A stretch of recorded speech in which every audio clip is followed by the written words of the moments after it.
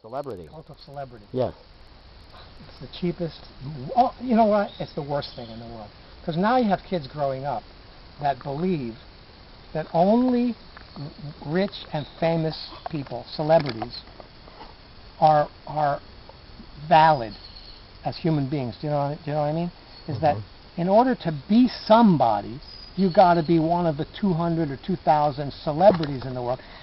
Inversely, everybody who is not rich, famous, on TV and the media is considered a second-class person. You know what I mean? Yeah, You're not worth as much.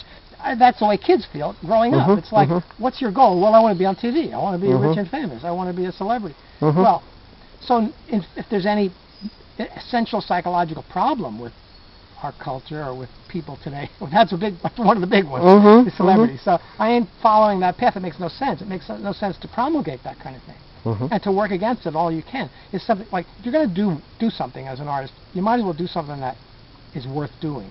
Yeah. You know what I mean? Yeah. It doesn't make sense to do something that's not worth doing. And so so I feel very strongly about the cult of celebrity and to working against it. And so that's another part of this whole thing, is identity, life, and nothing.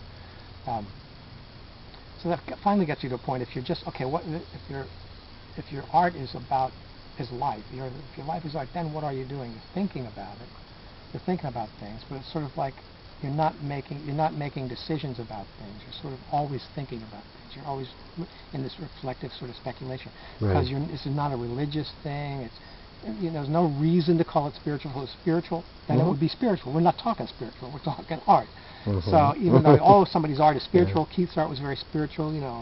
Goya's art, it doesn't matter. But that's just defining it in a way. The fact is, it's the people. We're using some sort of guidepost here as a way of explaining it. Yeah. Defining it, really. Yeah. And so, but there is this sort of open philosophical speculation, this open thinking about what is, when you walk through it all, what this is all about as you walk through it. You come up with sort of tentative hypotheses. Science tries to make them more than that. I don't really think there is anything more than a tentative hypothesis. I don't think there's a scientific fact, really. I think there's hypothesis. And in spirituality, it's one of these belief things, and belief makes no sense to me. It doesn't make any sense to me. Can you operate without either of those? Well, of course. There's some sort of skepticism or thoughtfulness or some sort of wondering, questioning. And that seems to be worth doing, too, as the statement you're making.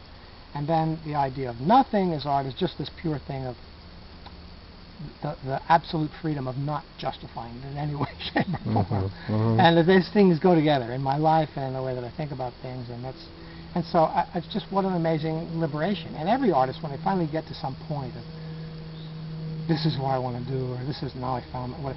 If there's a sense of liberation that you finally found it or finally figured it out, you go through all these art school things and trying things and imitative stuff. And it has been really liberating to me, just like, So there's stuff around. I still occasionally will do drawings. I'll publish stuff, I'll make things, whatever. The writing is a sort of philosophical way of writing, the way that I write and the stuff that I write. And but it's not about making those things. Those are sort of offshoots of living. Yeah. And so doing a show with some interaction with the wall or some idea of the space, walking into the space, walking out of the space. Well, I've been there, I've related to the wall, and now I left, and that's pretty much what every artist is doing. They're going into the space, they're doing something in or with the space, and then they're leaving. So, going into the gallery and leaving the gallery is pretty much what it's about. Right. Well, it's all about the white walls. It's, the context, the art context. I think that was like the Duchamp thing, too. So right. You take anything and you put it in the right context, it becomes art. Exactly. The idea is if you do nothing.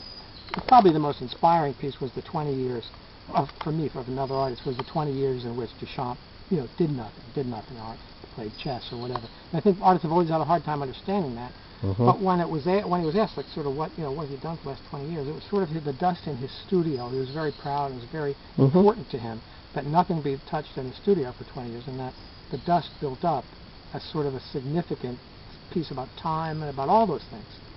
But essentially nothing.